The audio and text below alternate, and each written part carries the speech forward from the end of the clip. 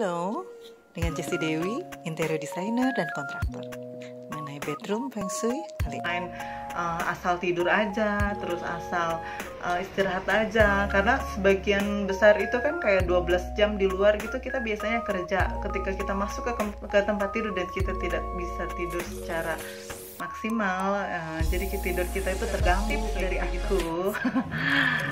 Ya, mudah-mudahan ini bisa bantu kalian ya semua di rumah. Jadi habis ngobrol sama aku, ngeliat YouTube aku, kalian bisa langsung benerin tuh tempat tidurnya. Jadi kita bisa tahu ya kan posisinya harus kemana. Ini aku bicara feng shui secara umum ya, secara garis besar. Jadi apa yang akan kalian aplikasikan itu adalah semuanya berdasarkan opini aku sendiri. Pernah lakukan, pernah kerjakan berdasarkan pekerjaan aku, berdasarkan pengalaman aku, dan aku mau share dengan kalian semua. Oke? Jangan kemana-mana, jangan lupa subscribe dan like serta komen kalau misalkan kalian mau bertanya, mau sharing, atau mungkin mau nambahin info-info aku. Jadi kalau misalkan kalian juga mau bantuin, wah mungkin aku ada yang salah, atau aku mungkin ada yang kurang, atau mungkin ada yang mau kasih ide better hari ini, idenya soal ini dong, cerita dong, ada yang mau bertanya dan sebagainya. Seiring perjalanan saya, karena saya interior designer, so yang saya tahu mungkin itu yang bisa saya sharing sama kalian gitu. Position of bed gitu, yang mana tempat tidur itu nggak boleh posisinya seberang-seberangan dengan toilet, guys. Kenapa? Karena dari toilet itu logikanya itu bisa menyebabkan bau atau gimana kan, ada bau-bau yang tidak sedap yang muncul, dan itu kemungkinannya akan jadi penyakit atau sebagainya gitu. Anginnya, yin and yang-nya jadi nggak seimbang gitu, angin positifnya jadi tidak ada, dan itu menyayangkan sekali kan kalau di tempat tidur atau di area ruangan kita tidur tidak senyaman sesuai dengan portionnya gitu. Perhatiin tuh kalian yang punya tempat tidur, apakah selama ini tempat tidurnya berhadapan dengan toilet kah? Maksud saya kayak kakinya itu menghadap toilet kah atau gimana gitu. Jadi better kalian perbaiki positionnya, jangan sampai hadapnya itu ke toilet, karena itu akan mengakibatkan orang itu cepat sakit, terus karir problem kayak gitu-gitu, dan banyak lagi yang lainnya gitu. Tapi logikanya pun kayaknya kita nggak nyaman aja kalau misalkan lagi tidur terus tiba-tiba kita cium-cium bau-bau yang tidak sedap gitu kan, itu nggak gitu. Jadi nggak istirahatnya nggak sesuai seperti yang diharapkan gitu. Sedangkan kegiatan kita itu kan seharian full, itu butuh istirahat yang maksimal. So nomor satu itu position of bed, okay? Feel like you wasting your mind gitu, kayak misalkan pikiran kita itu akan tersedot dengan sendirinya gitu. Kalau misalkan kayak kita ngelihat terus gitu kan, itu energi negatif kita akan muncul dan energi positif kita akan tersedot gitu. Itu tapi logikanya kita akan menjadi memikirkan yang terlalu banyak hal ketika kita melihat refleksi pantulan cahayanya itu gitu. Mau mirror atau mau barang-barang yang reflektif, jadi bukan cuman kaca, bukan cuman televisi di ruang kamar tidur, itu sebaiknya tidak ditaruh itu semua gitu. Karena apa? Karena reflektifnya itu akan mengakibatkan feng shui yang kurang baik.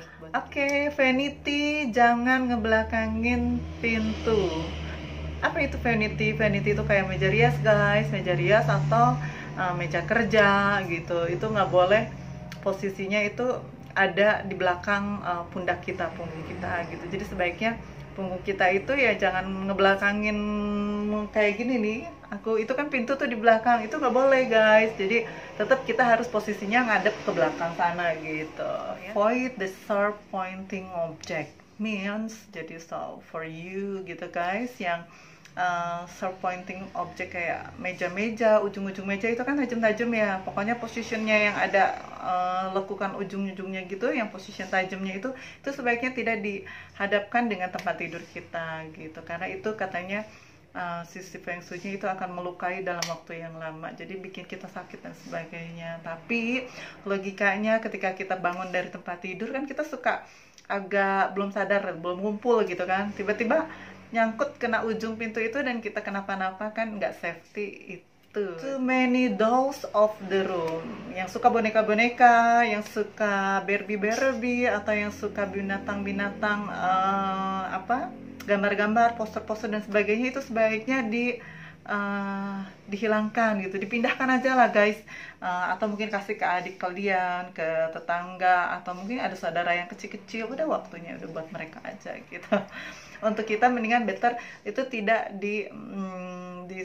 ada di tempat tidur kita gitu, atau itu tidak ada di ruangan kita. Tempat tidur menghadap pintu yang lain, that means jadi tempat tidur kita ada pintu tempat lain gitu kan, pintu tetangga gitu. Begitu kita berikutnya adalah kalau misalkan tempat tidur kalian nih kayak pintu seperti itu gitu, itu berhadapan langsung dengan tempat tidur, itu sebaiknya tidak, alias jangan. Sebaiknya langsung ganti posisi tidur kalian ya, karena itu energi negatifnya sangat kencang untuk masuk gitu, dan energi positifnya itu tidak berjalan sempurna gitu katanya guys. Oke, next, avoid mirror facing the door. Yang mana kalau begitu kita masuk tempat tidur kita, pintu yang seperti itu berhadapan langsung dengan kaca, itu sebaiknya tidak. Jadi itu feng shui-nya kurang bagus. Jadi kalau kalian yang punya kaca yang menghadap dengan pintu tempat tidur kalian, itu sebaiknya di put away alias disimpan, dipindahkan ya, jangan ditaruh berhadapan. Pindah posisikan, mungkin kacanya itu bisa kita taruh di area toilet, jadinya lebih function kan ketika kita mau ganti baju, mau make up, musik tinggi, musik sebagainya gitu, kita bisa lakukan hal yang seperti itu gitu. So all the content is below of my opinion.